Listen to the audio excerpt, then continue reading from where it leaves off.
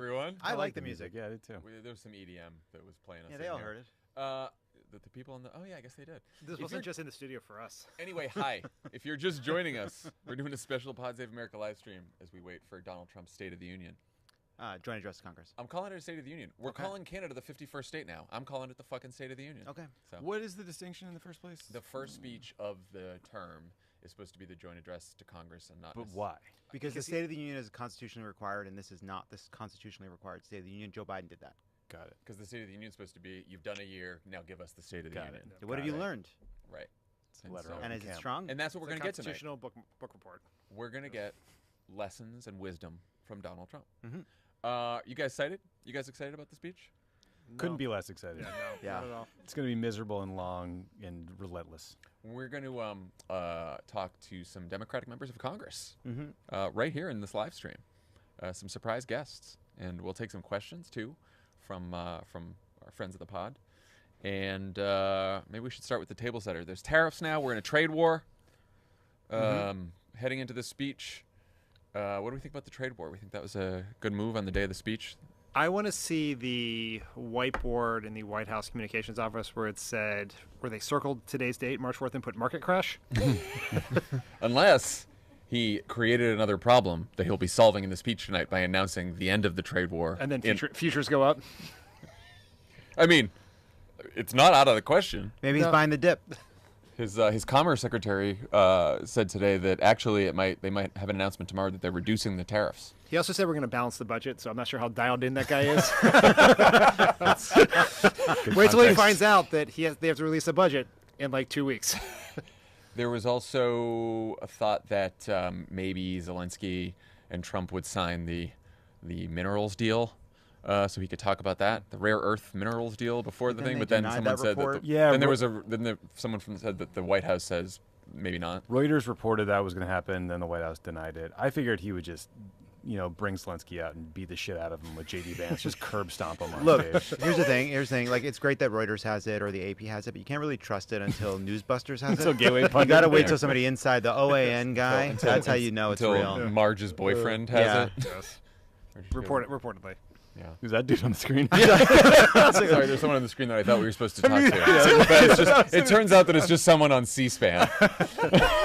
Adam Schiff. Oh, great. Senator Adam Schiff. Yeah. Let's bring him on. Schiff. How you guys doing? Hey, Senator. Thanks for using your one phone call on us. You bet. It's my lifeline. Question for you. Are you bringing any eggs to the State of the Union tonight? I am not bringing any eggs. I couldn't afford them. It's pretty good. Well played. Any stunts from you? Are you thinking about any stunts? I'm hearing some Democrats are thinking about signs or pocket constitutions. What are you thinking? No, I brought a captain firefighter because I think the gaslighting is going to be so tremendous that we need to have some firefighting personnel on hand. Nice. Can't compete with that. Yeah. That's just Gavin Newsom in a firefighter outfit. Breaks out. Some of your colleagues have decided not to go to the speech. You're going to the speech. What are your thoughts on that? And why are you attending? And what are you hoping to get out of it? Well, look, I respect my colleagues who've decided not to attend. I've gone to all the inaugurations. I view it, frankly, as showing respect for the office, not necessarily, in this case, the occupant of the office. But I have to tell you, I was very much reconsidering after this whole Ukraine debacle whether I could stomach being in the room listening to this. But at the end of the day, I think it's important for us to respond. So I was going to have to watch either present or watch on television because I need to know what he's saying and want to make sure that I'm correcting the record, because as we've seen in past Trump joint sessions of Congress, the lies are going to be fast and furious.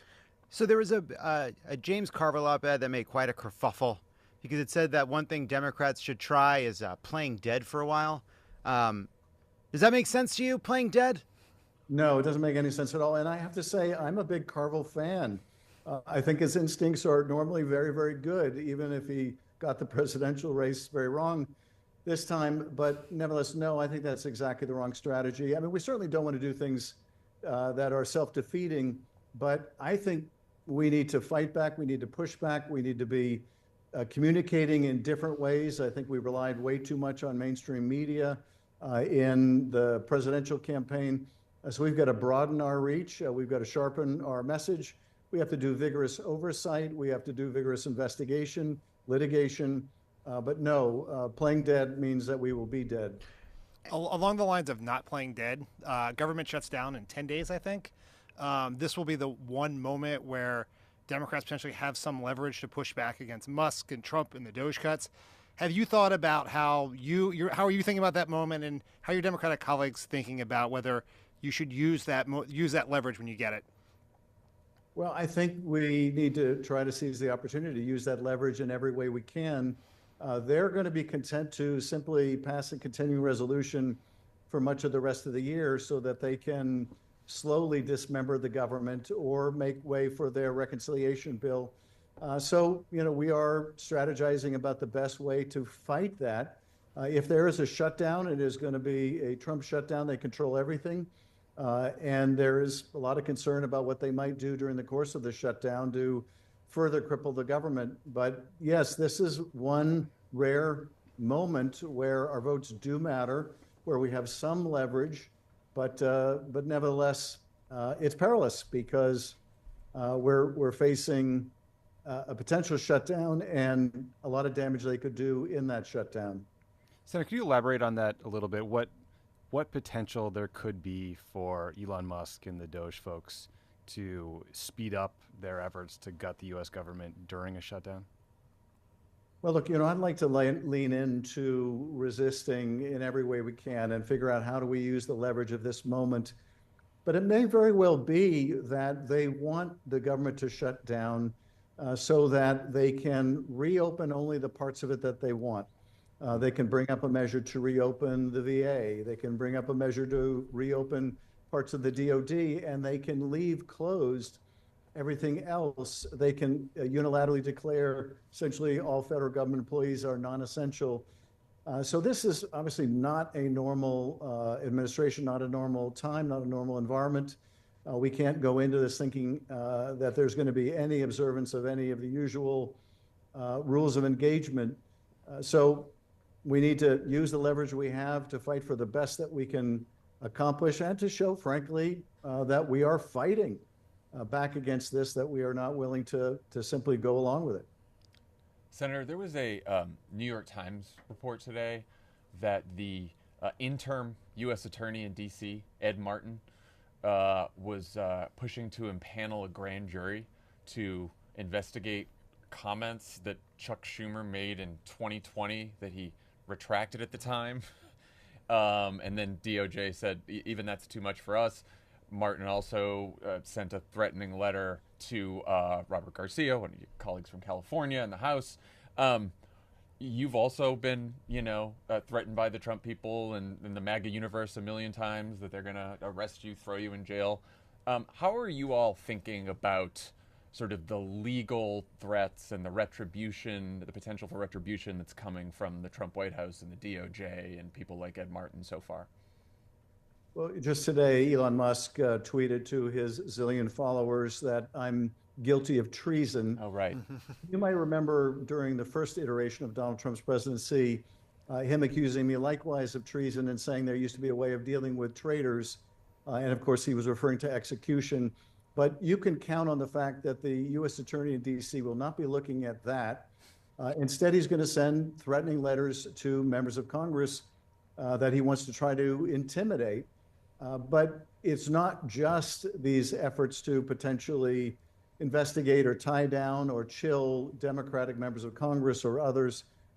It is also using the Justice Department to dismiss the corruption case against the mayor of New York, but dismiss it without prejudice so that if the mayor of New York doesn't do everything Trump wants, then they can reinstate that prosecution to go after him. He's got that sort of Damocles hanging over him.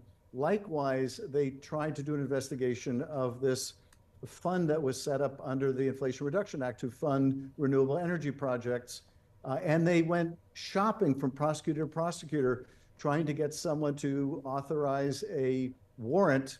And when they were told by one prosecutor after another, there's no probable cause here, They simply moved on, and those people were forced essentially to resign.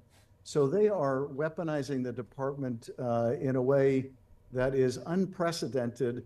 And I mentioned at the top that I'm prepared for a lot of gaslighting tonight. There's been no point at which they've done more gaslighting than these constant allegations that Joe Biden weaponized the Justice Department and they're going to de-weaponize it. This is more of that kind of Orwellian doublespeak. They are really weaponizing the Justice Department. We're going to have in this Capitol complex January 6th insurrectionists who beat police officers who are going to be present again in the company of those same police officers. That's the kind of gaslighting, anti-law enforcement regime this is, that tonight is going to claim the mantle of being pro-law enforcement. Senator, last question. You've switched from the House to the Senate. Is it great to be finally out of that rat's nest with all those dummies and in sort of a real sophisticated body with like the adults in the room? Yes. Perfect answer. Senator Adam Schiff. Has become, sadly, kind of a place for vile performance art. And I am happy not to have to endure that anymore. But we're going to see some grade A vile performance art tonight coming from the very top. All right. Can't Senator, wait. thank you Sounds so like a good much. time. Thanks for joining. Great to be with you. That was funny. All right, great. That's a good answer. Yes. Should we take some questions Sure. from the Discord? Do we have any questions? Yeah, we do. Team? The first question is, how much is too much to drink tonight? Oh. Well, it depends on what you have to do tomorrow. That's a good point. I mean, organic Z-Biotics plug right now. There we go. I was just about to do it. There you go. Just about to do it. I forgot we got to. Do we have alcohol? We here? have to, right? We'll drink. I didn't Okay. even think Thank about you for it. whoever that was. Thank you for the reminder that we need to get alcohol. Of course we can have. I was like, because I was thinking about it's like, oh, do this live stream, get some Chinese food after, watch I got the a couple thing, pods tomorrow though. and it's like, well, yeah. That's what why we're the starting Z-Biotics this is for. Yeah, sorry. Okay, good question. Good question. And how are the members of House and Senate helping out? They seem pretty quiet, asked somebody from the Discord. How are they helping out? What does that mean? You mean like how are they I not guess doing pushing enough to push back. back? Yeah. Oh. They'll look. Part of this is they're going to be everywhere. They're going to be doing their local TV. They're going to be posting stuff on their Instagram and social media. You're not going to see it because no one's going to see it because it's a drop in the ocean when you're going up against Donald Trump giving a State of the Union. But people are trying. It's taken a while to unlearn some old bad habits, learn some new good ones. But if you're, look at things that Chris Murphy and Cory Booker and Brian Schatz and Adam Schiff are doing on the Senate side, people are getting out there. Yeah. And we have another special guest. Oh. No. Senator Markey, how are you? I'm doing great.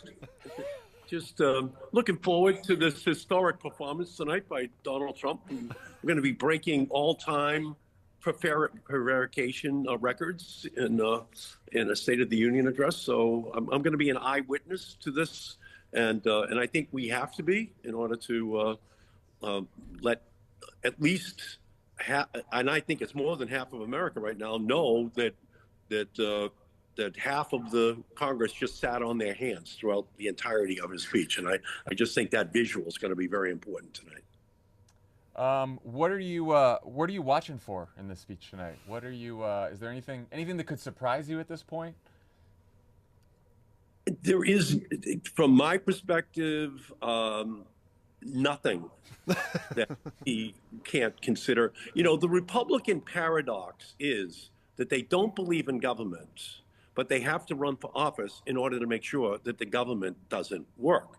And now they control the House, the Senate, the presidency. They think the Supreme Court as well. So there actually are no limits to what they might consider. And I can imagine him introducing even more historical enmity towards the progressive movement from 1933 on, because they harbor an ancient animosity towards Social Security, Medicare, Medicaid, you name it, all the way through history, the Affordable Care Act, because they opposed it, the Republicans. And they've had to reluctantly live with it throughout all of these years. But it doesn't mean that under this guy, Chris Christopherson said freedom's just another word for nothing left to lose. He's not running for re-election.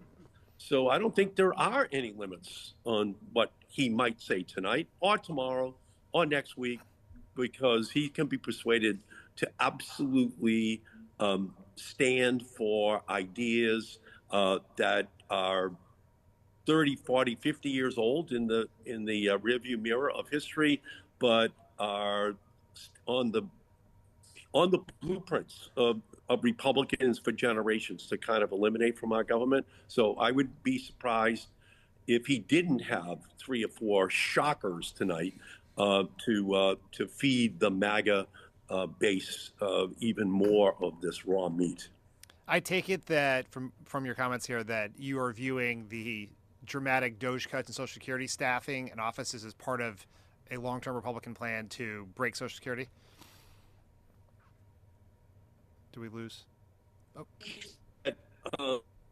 Ultimately, I heard Musk just say a couple of days ago that Social Security is where the money is, and I think that's pretty much ultimately going to be part of the agenda, because they need all the money they can get for the tax breaks for the billionaires.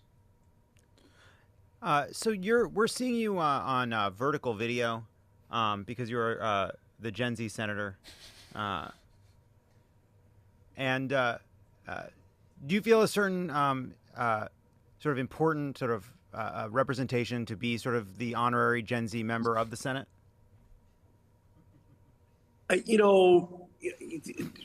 Climate change is an issue. If we'll just go to that one issue, where the press did not ask a single question of Trump or Hillary about climate change in 2016.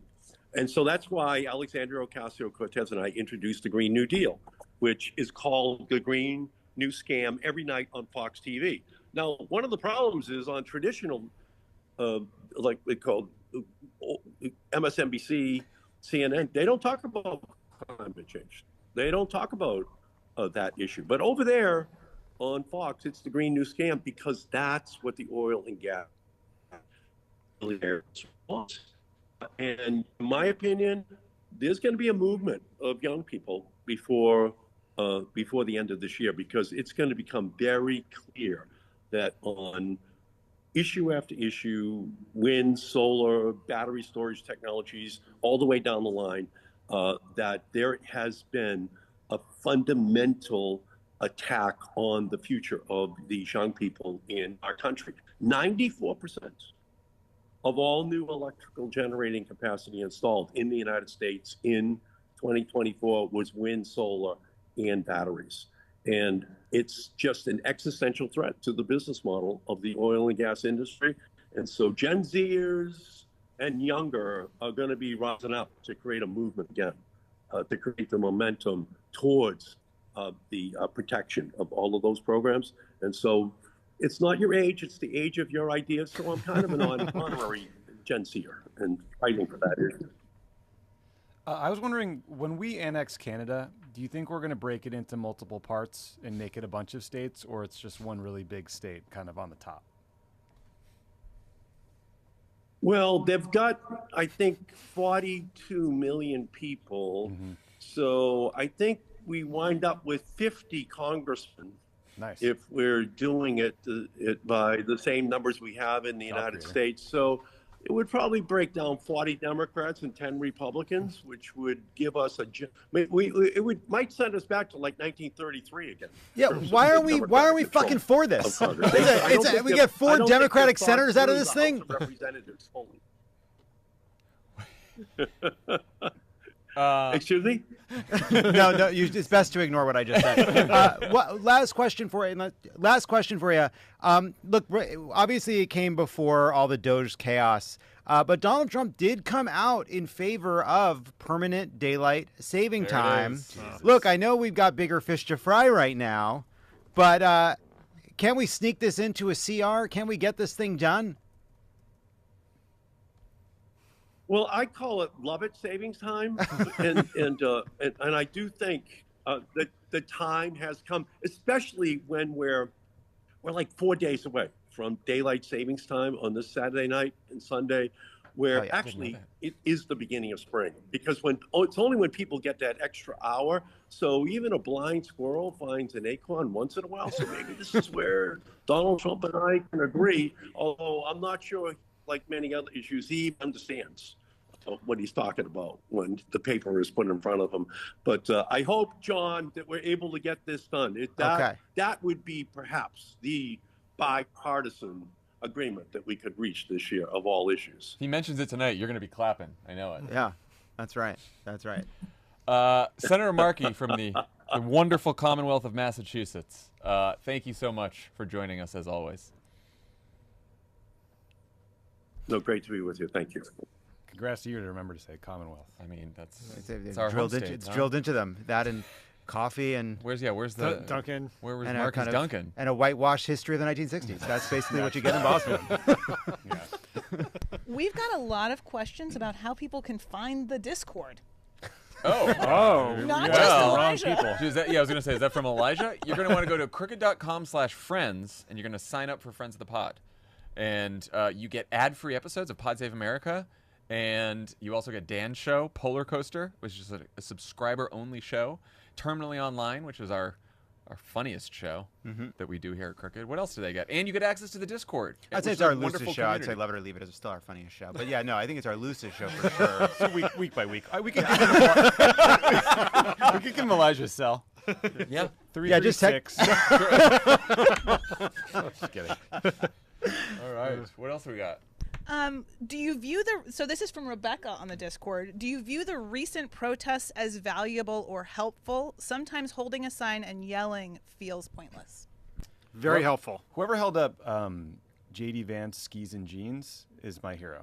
Protesting in Vermont. Can I ask a question about that? Is skiing in jeans? It's not classy. I mean, it's so Look like kind of a herb. But a herb. It's pretty cool. Like on those days when it's super warm and you can ski in jeans, it's kind of fun. I thought it was always cool when people got to ski in jeans. I didn't know that was uncool. I learned that from the sign. So protests work. I was educated. It's also more of like a Colorado thing because Vermont's always That's so true. cold. It's really terrible.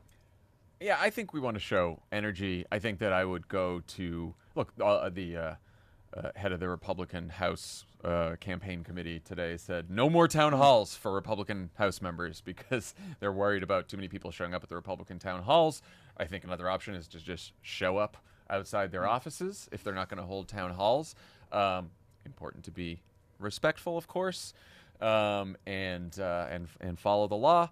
But yeah, we should be showing up all over the place. And I think when people see that there's energy and opposition, it's infectious, and that's how we keep up the fight. And Beezer would like to know, Beezer from the Discord, are you planning to get into more Twitter fights with Elon, Mr. Favreau? It's quite quality content. Look, as many as I can handle. He clearly has. It's so weird that this guy really is tweeting like most of the time. Like when I went to bed after he had responded to my first tweet, and I wisely made the decision not to respond at night, late Saturday night, and then I woke up the next day. He had been tweeting the whole time. He only slept like 2 or 3 hours John, that he's night. running 4 companies and destroying the government at the same He time. has like 14 kids. It is like genuinely like amazing. Like I mean, he's not doing a good job. gotta of any hand of it to him, You I guess, really. right? I mean, it does just seem like it's also like it's not sustainable. Like he's got to be. He's putting the mannequin. Yeah, he's burning that candle at both ends for sure. And a little in the middle. He's not going to make it to Mars like this rate. Yeah. John, the Discord is accusing you of having a Canadian accent. I've seen that a couple times in the Discord. I've heard that throughout my life. I don't understand what that I do have means. French Canadian roots. Okay. So I don't know if that's it, then but my someone dad doesn't says- sound like that. My dad has the No. most Boston accent No, ever. Super love it. Someone else said love it skis and jorts. I would ski in a jort. Actually, I would was ski in a gonna jort. type It'd be that. nice to ski in a fucking jort. Way to get into the Discord. Yeah, I love it. Yeah, Me and just Elijah in the there. way people like kind of, like bound the possible on fashion. It's like wear whatever you want. Oh, you can't wear jorts. Jorts are uncool. Why? Because someone on the internet told you? Have your own ideas. All right, Frazzled Buzzard wants to know what concessions would the Republicans have to make in order for the Dems to consider voting to continue funding the government? I mean, they were originally talking about putting some guardrails around Doge. I don't really know how that works. Like, I don't know how you get a concession that is real from an administration that is like constantly breaking the law. Right. It's just like there are already guardrails they're breaking. The Constitution is one of them. The laws that they're not enforcing is one of them. The court orders that they're kind of through a kind of performative incompetence not actually executing on is a guardrail. So it's like, how do you, like, no, we really mean it this time. We really mean it this time. So it's just hard to know. Yeah, and I don't know, like, you know, you heard from Senator Schiff earlier, like, there is some thinking that maybe just letting them own this, because they've already, like, half shut the government down, and maybe they want the government shut down. And so I could see a strategy where you just... would you say play dead? Well, not play this, but like make them own it and be like, I'm certainly not going to go fund the government, but like... Well, so... I know this is what's... I mean, we can talk about this for hours, and I'm sure we will over the next 10 days. The one pushback I think what Senator Schiff said is it is possible where they could want to open up part of it, but we control that too, right? Right, because they still need 60 votes no matter what. Right. In every shutdown that's ever happened, what the Republicans try to do is they try to open it piecemeal, and they make you vote on defense and Homeland Security. And Veterans Affairs. And then you have to hold the line there because they want to isolate the other... less politically urgent. I don't think they're less politically urgent. That's how they view it. But you would control that. The question ultimately is if you go down that path, what is the legitimate substantive victory that makes having gone down that path worth it? Right. And is it basically undoing all the Doge cuts that we believe are illegal, that maybe there are court cases about? Maybe you take the court cases they're not following. I don't know. And it's like, what does that mean? Because ultimately... we did resolve those when we passed the laws to begin with. And there's still some weird 18-year-old crypto guy who has got to push the button that sends the money out the door. Oh, and by the way, or they have to have people in the jobs that aren't on furlough or are stuck at home because they've been illegally fired to actually execute putting these things back online. Yeah, you got to think about, like, what is the optimal outcome of a government shutdown in the sense that, like, what would Trump and the rest of them agree to, or what would they feel forced to do or pressured to do that they are clearly not feeling forced or pressured to do right now? Right. And by the way, like what we're describing, right, like the concession is doing what Congress has already said, right? Like the concession is executing the law. I think sometimes the consequences of a shutdown get conflated, the political and then the practical, because people combine, oh, well, this is a different kind of government. They can do whatever they want, with what Dan's talking about, which is like kind of shutting down at piecemeal. The question is like, what kind of damage could they do through a shutdown that has nothing to do with coming back from Congress, but just like using it as Schiff said, to basically can dismantle more quickly the parts of the government they were planning to dismantle anyway. So we'll see. Yeah. Someone in Discord is wondering if the speech tonight will just be Trump responding to the Elon, what are 5 things you did this week message. It's pretty good. It's a pretty good take. I would hand it to him. That would be very and funny. they just walked off. And he just got out. Yeah. Made some money on crypto. Fucked up the Dow. Yelled at some people about that. Yelled at some Ukrainian guy in the office. Yeah, there's some. I heckled a Ukrainian comedian for a while. My poll numbers went up in Russia. Yeah. Snoopy Starling does want to know what you're looking out for, expecting to hear tonight, especially regarding the Ukraine and the U.S. role on the world stage. I've never listened to the foreign policy section of a State of the Union. I'm not going to start damn. tonight. That's when I get an egg roll. We call that the pee break. Well, we mentioned that they could potentially announce this minerals deal was signed today, but we don't know about that. I mean, I imagine he'll just reiterate his same bullshit from the last couple of days on Ukraine. It is wild, though, if you sit back and think about it, that over the last month, but particularly on Friday, the president completely reordered 75 years of American foreign policy. Yeah. And it feels like in a normal world, you'd want to take some time and kind of explain your rationale for that decision. Yeah. Is that going in the accomplishment bucket? Yeah. Is that going in the challenges? I don't think there's going to be a challenges bucket in the speech. No, I would expect the speech to start with him just, this is the greatest month ever that any president's ever had, and we've done an amazing thing. Here's all the things we just like. I think it's going to be heavy on accomplishments for like the first half hour of this week. And probably more. Most accomplished president since Joe Biden, since FDR. Well, it's funny because I think part of it, like, it's like so anticlimactic for, obviously it's because because it's Trump, but also like he's been out there in this first month more than any president has ever. Like Donald Trump has done more interviews, answered more questions, been in front of cameras more in this month than any president has ever in history been in front of cameras. It's just there's no precedent for it. And so like we've heard him constantly, right? He said everything about everything that there could be to say, but he's going to get to be in front of a bigger audience, people that haven't been paying as close of attention. Also, he hasn't had a chance to say it with the soaring rhetoric that he's known for. Yeah. I mean, this will be interesting because it's pretty hard to fuck up a State of the Union. Yeah. It's just like you're up there, half the room is going to applaud it no matter what you say. The Insta poll afterwards says 70% of the public thinks your speech was great. But it is the one thing that I think that I've learned from all the State of the Unions that we've worked on is it's very easy to succeed in the moment in the State of the Union. It's much harder to have it have a lasting impact, either politically, substantively, to like lay out your political strategy, to set sort of the tone, to begin to meet the public where they are on certain issues.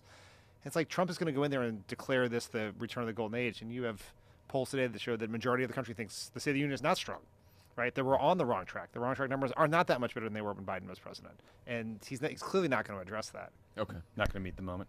No. And we have a guest, Senator Wyden. Hey, guys. Hey, Senator. Hey, Senator, how are you? I loved the opening talking about his speech, and I thought maybe he was going to say, it's been the most beautiful opening for any president. Yeah. So you're not going tonight. What's that all about? Well, I just decided that Trump is just stomping all over the Constitution. And what I want to do, and this is what my constituents want to do, is we'll show them what grassroots democracy looks like from Oregon. I'm sitting at my desk in the Dirksen building. We're going to talk about what they care about, which is Social Security and Medicare and Medicaid and the cost of living. And they don't want to hear a lot of Trump's lies and hate. Senator, you've been focused for your whole career on privacy and combating government surveillance and government overreach, especially when it comes to data collection.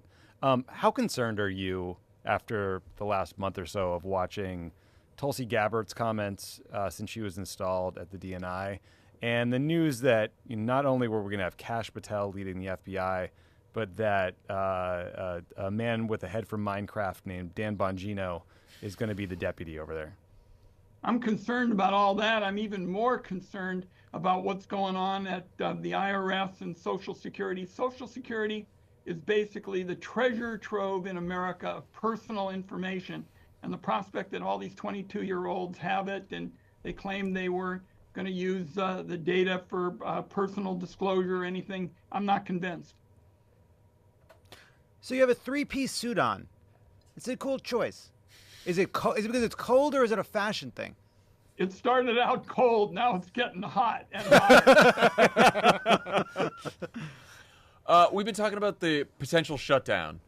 How are you thinking about this? Like, obviously, they're going to need Democratic votes, at least in the Senate, if they end up getting a funding bill through the House, which is still a big question. But if it comes to the Senate, they're obviously going to need they're like 7-8 senators. And are you guys thinking about making demands, what you want out of the shutdown fight, how you're going to approach it? I'm still in the camp that you don't win if you're shutting down the government. And I think that the ball is really in their court. Look how much trouble they're having just around the tariffs issue. I mean, we're seeing a softening of the economy.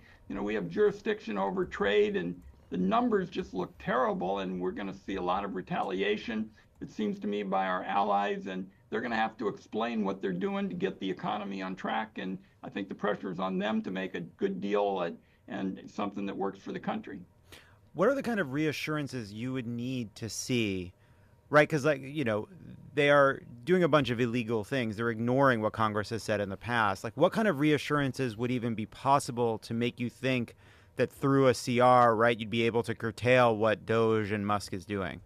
Well, first of all, you said they're doing a bunch of illegal things. I think they're on a spree, one after another, and this is not going to be a trust but verify kind of situation. We are going to lock them down and have real specifics and guardrails and the opportunity, for example, to do audits. I'm one of the co-chairs of the Whistleblower Caucus. One of the things that's happened recently is we're starting to use more of them. On my website, we invite people to join us as watchdogs. This is not going to be something where we just wave at them and say we've got a deal. How do you stop leaks from the Whistleblower Caucus? Whistleblower caucuses. We go out and recruit the LeBron James of whistleblowing. We've got some really good people, and it's one of the reasons that we've had so much success. I think, Senator, point taken on, I think a very legitimate dispute among Democrats about how to handle the shutdown. But for a lot of people, Democrats out there in the country who are looking at this and they're seeing these, as you said, this illegal spree of activity, just agencies that matter like USAID, CFPB being just torn apart at the whims of the world's richest man. And they're demanding on the Democrats to do more to fight or to fight harder. How do you respond to that impulse? What do you think Democrats should be doing to fight harder? Let me give you an example. I'm taking on Elon Musk on Social Security. He said that Social Security the other day was a Ponzi scheme. And I think he has no idea what he has stumbled into, because at every coffee shop in America, we ought to tell him that's absolutely nonsense. They've got a 99.7% track record of delivering the benefits on time. And I will tell you, what I think Musk is doing is laying out a strategy for privatization. And America didn't want to go there with George Bush, and they aren't going to want to go there with Elon Musk. Have you tried tweeting at him? Yeah, we've done a lot on Social Security. We've been pointing out that the amount of data that you can get, and particularly these 22-year-olds, if somebody got it in the wrong hands, we'd have the mother lode of identification scandal. I know you're taking questions from constituents. What have you been hearing from your constituents about what's bothering them the most about this last month? What issues are really breaking through for them? Well, I think it's the issues where the second word is bill. I'm going to hear a lot about medical bill. This Medicaid disaster that Donald Trump is contemplating will come up, I'm sure. And particularly, I was director of the Great Panthers for a number of years. I don't know how the country is going to pay the nursing home bill with what Musk and Trump are talking about. So those will be the kinds of issues we hear a lot about. And we'll also hear a lot about the fact that the country is really angry that we're basically setting aside our checks and balances system. Senator, you've been through your career pushed hard for medical marijuana or marijuana legalization and the legalization of psychedelic research. What do you think the status is of those efforts during the Trump administration? Is there any chance that more of the libertarian strain of the Republican Party might allow for something to happen? Well, Trump has been all over the map on those issues, but there is no question in my mind that libertarian politics is appealing on a number of issues. I was the first United States senator to support marriage equality. This was about 10 years before everybody else. And I said one thing. I said, if you don't like gay marriage, don't get one. And I think that is going to be a bigger part of American politics and a natural for Democrats to move there. Has it been helpful having an advocate for ketamine so close to the center of power? I think I'll pass on that one. Senator Wyden, thank you as always for joining Pod Save America, and good luck taking questions tonight. You're probably gonna have more fun than everyone who's at the State of the Union. I want to be cooler. Thank you. All right. What else we got? We got some other questions? Yeah, we got a question from Kat on the Discord. What would surprise you guys if it happens in his speech? Saying that he wanted to work with Democrats on something? Any kind of humility? Yeah, humility. Maybe cries. Good writing. Good writing. Yeah, That would Stephen surprise Miller me. not Shocker. writing the speech would be helpful. An admission of fault? Any previous mistakes? Any lessons learned? Any kind of growth as a human being? I think there's a chance that J.D. Vance stands and claps at the wrong moment, and he's like, "Sit, Judy, sit," and throws him a treat. Yeah, maybe. How would you know if he's sitting or standing? That's a really good point. I hadn't thought about that. Is that because he's short? Yeah. This is the one thing that really triggers him. Love it doesn't like Being this. short is worse. You're not as powerful because we used to be fucking apes. Elon Musk is wearing a suit tonight and got into the motorcade with Trump and Melania on the way to the... Doing last minute edits. I wonder if JD got in the motorcade. Absolutely not. I know there's a lot of let's try to divide Trump and Elon from it. Let's try to drive a wedge between them. I kind of like driving a wedge between JD Vance and Elon. That's my new thing. Okay. Because I Hey, think, no bad ideas. Let's do it. I feel like JD Vance is trying really hard to be at the big kids table. Can I just ask what's the end game there?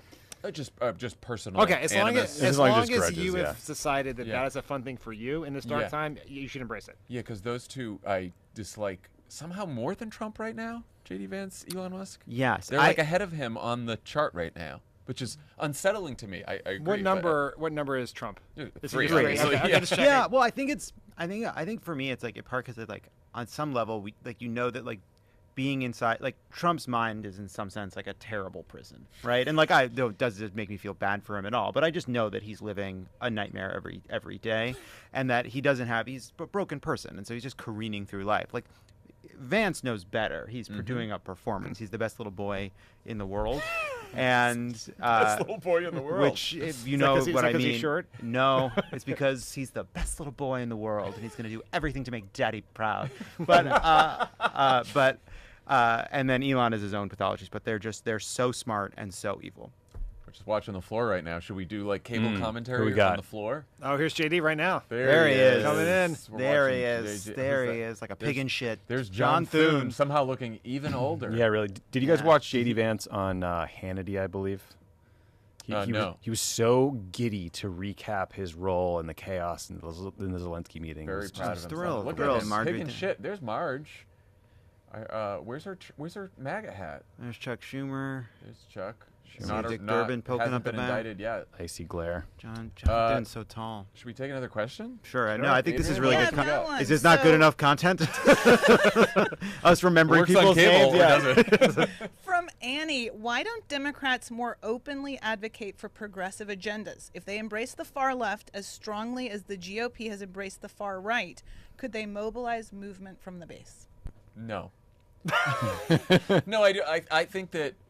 I think what parties win when they mobilize popular agendas that both their base is passionate about and can win over people who are more moderate or who don't pay as much attention to politics. And I think Republicans did that on immigration. Clearly, the most extreme parts of their immigration agenda resonated very well with their base, but also by talking about the chaos at the border, they got more moderate voters in the middle, right? And so I do think that for the Democrats, there are plenty of policies that I think we would describe as progressive that I think are very smart policies to advocate for. Higher minimum wage, expanded health care, right? Like these are policies that both I think progressives get excited about, but also we know that more moderate voters get excited about. I think the one way to look at the 2024 results is that Donald Trump won despite his right-wing MAGA positions, not because of them. He won because of inflation and immigration. And on immigration, most people had no idea what he was actually talking about. When he talked about mass deportation, you saw this in a lot of focus groups. What people thought he was referring to was criminals and migrants who recently crossed the border. Yep. Not people who've been in these communities paying taxes, working for upwards of a decade, who have spouses who are American citizens or children who are American citizens. Yeah. And so his campaign appeared mainstream or more mainstream to a lot of people, which it obviously was not. Yeah. Yeah, I also I actually think Joe Biden, who I think is like kind of instructive on this, because how is it possible for Joe Biden to shift to the left on a number of really important issues? He did it by having a lot of credibility as being someone people viewed as being pretty mainstream, and that gave him the political space to shift left on issues like everything from trans rights to student loans and a bunch of other issues. And I think the question for me is not like, how should Democrats how should Democrats move to the left? It's more like, how can Democrats build up credibility with a broad swath of voters in order to kind of have the space to make the case for some of the places where we would like to see them shift to the left? I also think you win by campaigning on issues that are the most salient to voters. That may sound obvious, but like Donald Trump won despite a very unpopular position on pardoning January 6th convicts, which he talked about all the time. But because inflation and the border were more important to voters, they looked past that position on January 6th that they didn't like to vote for that. So I think that's a lesson for Democrats only, in that there are some issues that we may not be on the side of public opinion on. We can take the positions we believe in, so long as the bulk of our message and energy is focused on the issues that people are going to vote on. Yeah, I think that's right. All right, let's do some betting. How long do you think the speech will be? And let's use Price is Right rules. Do we have any background information on previous length of speeches? If you don't have it handy. No, I can do I it. don't. I can do it. You guys Let's start. just do an over-under. It's 70 minutes. Well, he gave the Over, I think. yeah, Over. I think over too. I think he's going to really ham it up there. Yeah. Doesn't he hold the record? Yeah, I was about to say two records. He has at least 2 records. Yeah. Okay, Well, so no, his- that was for the convention speeches. Yeah, that's true. His right. he has 2 of the longest convention speeches ever. the longest one was Bill Clinton. 1 hour and 22 minutes from Trump in February of 2019. And before that is Bill Clinton. Bill Clinton's longest was 124. Oh no, Bill Clinton did 128. That's what I thought. Yeah. Okay, good. Crazy. All right. 95. Jesus 95. Christ. No, that was Absolutely 2000. crazy. Oh, He was just like, I don't care. Second semester senioritis there. He's like, what are you going to do? Vote me out? Right, yeah. That's way too long. There's And- Elon. And there's Elon, yeah. Trump's last one was 118. 118. Man, that So sucks. I'm going over 70. God, Yeah, I think 70 so. is way too low. Fuck. Wish casting for 70. myself. So where do you get? What's Honestly, Biden's last was 107. Good for Joe. yeah, it was late. We're off. I'm gonna say 86. 86. Okay. And we're doing Price is Right rules? Yeah. It's sort of unfair to do Price is Right rules with no like the order of when you get to Okay, go well, actually you know, we matters can a lot complain in about the Price is- rules, or we which just is play why the when game. you get to the when you get down to the podium on Price is Right, you go first because you're the first one there, and you build up. You get seniority. Given the That high was my stakes ad. of This this is bet, my I fault. understand your complaints. Call out a number. 1 hour and 21 minutes. 125. Okay. Wow. Okay. They space those out pretty good. So 70, 84. 70 my over under. 102. So you go. You just say That's 1 a minute. pick. Just say 1 minute. You're the lowest. Say 1 minute. I don't want to play that way. Well, then I'll What win. if it's one- No one cares. What if about it's 61? You just fucked yourself. Oh, there's Ben Shapiro and Matt Walsh Oh my gosh. Okay. and someone else. That's exciting. I think that's Riley Gaines, Who's that? a very angry Ivy League swimmer. Right. That's right. That bodes well. Do you think if Kamala Harris had won, that could have been us? There's 3 podcasters right Yeah, there. no, I'm sure that zero it would have been chance. us for sure. Yeah, definitely. Definitely not Texting everyone my- else before us. Texting Midas Touch, see if we get tickets. We do know Brian Tyler Cohen. Yeah, oh, yeah. Maybe that would help us. Yeah, Brian could get us into the after party. Yeah, for sure. We're doing, I'm Molly Jung Fast +1. yeah, riding Brian's coattails. Adrian, you got any more for us? Why do we talk about winning political strategies based on issues when nobody cares or knows about the issues? There's a lot of nihilism in the comments. Yeah. man. I I don't think that's Sorry. right. I think people do care about the issues. They Is it? I mean, yeah. Here's what The I think. people that don't really pay Well, attention if they to care about politics- the issues, they may not care about policies as much as we would. Correct. Yes.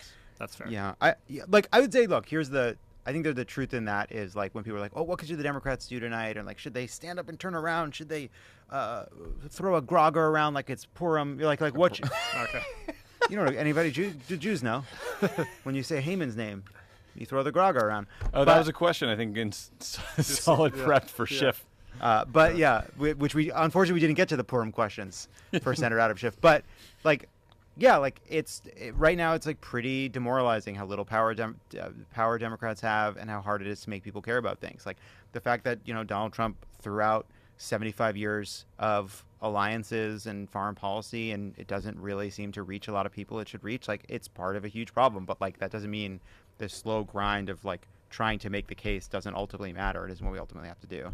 It just isn't as rewarding as you'd like it to be. There's something between hoping that your policy blueprint is going to carry the day and just thinking that it's all vibes. Right. Right? Like there's Look at that fun conversation.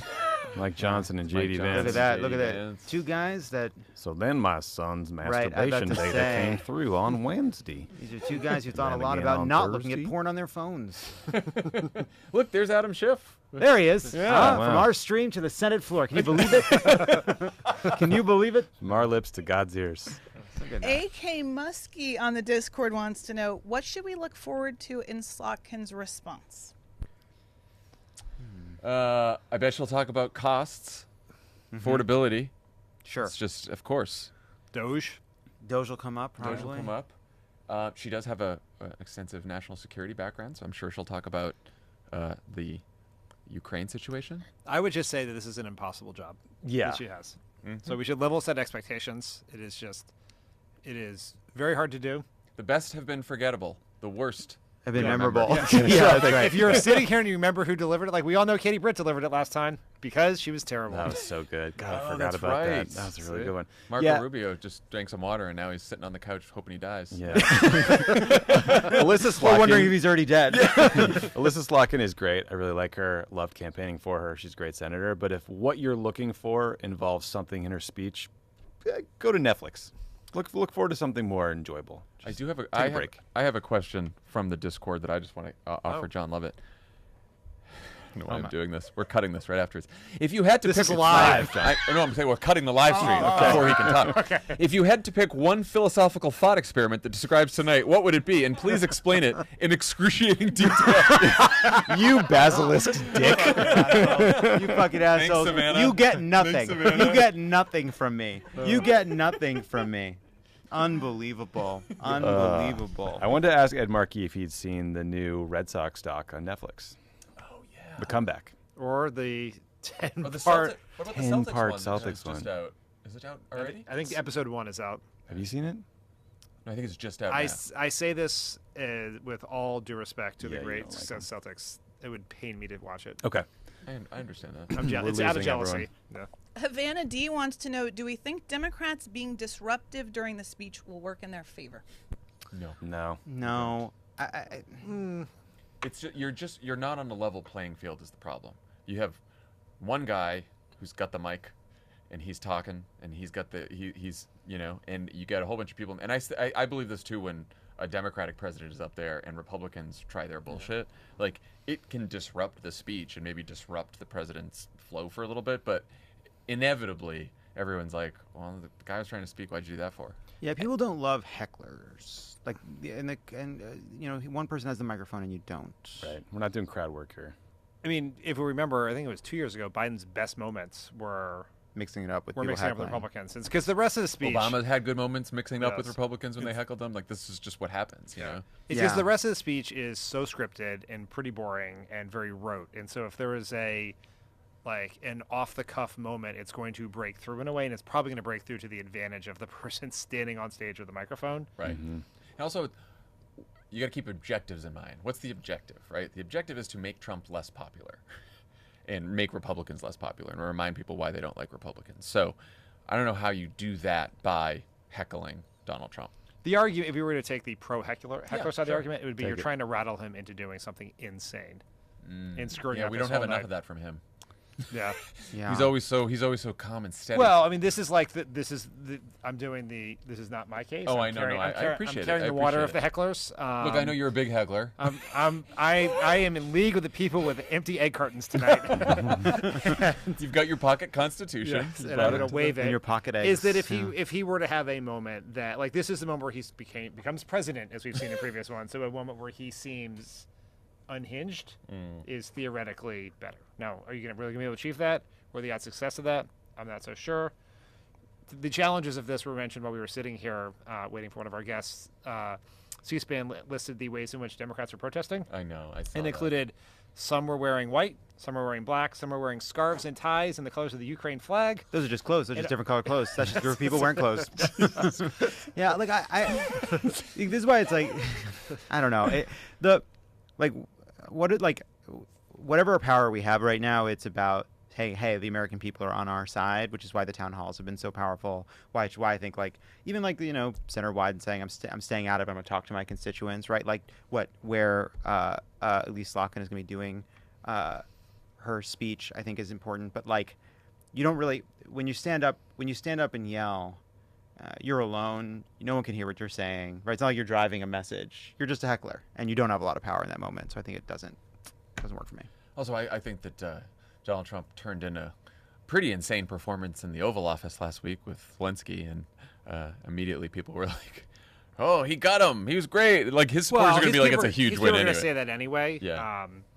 And it's just like the context setting here is, we feel so impotent because he's able to run roughshod over our government, and there is no magic button. There's nothing we can say, nothing that Senate Democrats can do that can immediately stop that from happening. That's But the there tough is part. no real actual evidence that people are loving this. In fact, there's a lot of evidence that they're not. His approval rating is down. He is much less popular than any other president at this point in the presidency, other than Donald Trump the last time. all the polling on Doge is terrible, right? And then when you add Elon Musk's name to anything about Doge, it makes it even less popular. There are, in a Pew poll today, the number one concern for people was the influence of corporations and rich people in our government. I got Which has- tough news for them. Well, that's why. Yeah. That's why they're worried about it. Yeah. Right? And I mean- so, like, we always want, we went through this in 2017, and we want political accountability delivered to Donald Trump right this second. Yeah. And that we're the time when we're going to be able to do that in its fullness is in 2026. And what is happening now is the build up to allow that to happen. I also think, to take the other, if there are hecklers and people are like, oh, they were rude or whatever else, that's not really going to matter either. Who That's not gives gonna, a like, no, shit? it doesn't matter. It's just, it's not going to. Oh, we got a heckler. Oh, no. No, she's no, just that's- announcing. that's- I'm just kidding. Is this the cabinet? Who's this? You know, I forget. I Are really, these ambassadors? I don't really recognize much of the cabinet this time around. I don't think. Oh, not a, Except not for a the cable news except for the viewer, I Fox, guess. I was gonna say, except yeah. for the Fox host. Yeah. I get those. But. If you weren't on Fox or The Real World in the mid-'90s, I don't recognize you. Right, if you weren't on Rogal. Imagine if you were in a coma, and then you woke up and you turned on television and you saw Sean Duffy. I know. And you're Working like, for what the fuck? Working for Donald Trump? Yeah. How long was that? Ex-lumberjack What happened? competitor. Anything else? Anything else, Adrian? Before we sign off here, How do you all get through evenings like this? with each other. And like have a And have all a of you. drink. And And all all of of you. you. Some Chinese food, a stiff Yeah. drink. Again, I'm hoping someone heard us on the alcohol. Yeah. Get some. Yeah. So some drinks alcohol, going. each other, and I don't know. Anything else? Hope.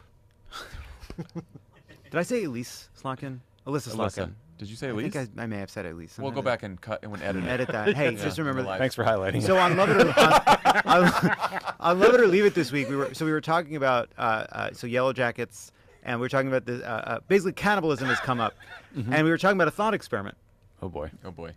I'm bringing it back. Yeah, we do have 4 minutes. Yeah. I'll need all of it. Yo, I was gonna say. But so what Love we to were get some food before the speech. so we're talking about how no one if in the Andes, right, in that movie Alive, they started eating the passengers who had died, but obviously those people couldn't have consented to it, right? But it's an emergency, and then it's but we recognize that you need to consent to donate your organs, so shouldn't we also have to kind of consent to be eaten? What? I'm not saying it's a great question. I'm just saying it's something we're talking about. wow, I didn't know that was going to go there. But then you Well, think, well, no, anywho. of course, an emergency. So why would you need consent? But then isn't every But you're person already in dead. need? Well, right. But I'm Aren't saying, you just volunteering to be the first one killed in that situation? Elijah, is this good content? and then it was like, where do you start? I think you start with the quads. Oh my gosh. I think you go to the butt. There's Brett Kavanaugh. He likes beer. Speaking of Do you mind doing they- one more toss? To They the all decided to Discord? put. one more, yeah. one more Right. toss to the Discord. Look, there's Ed Markey. Ah, There's our guy. look at that. There's our guy.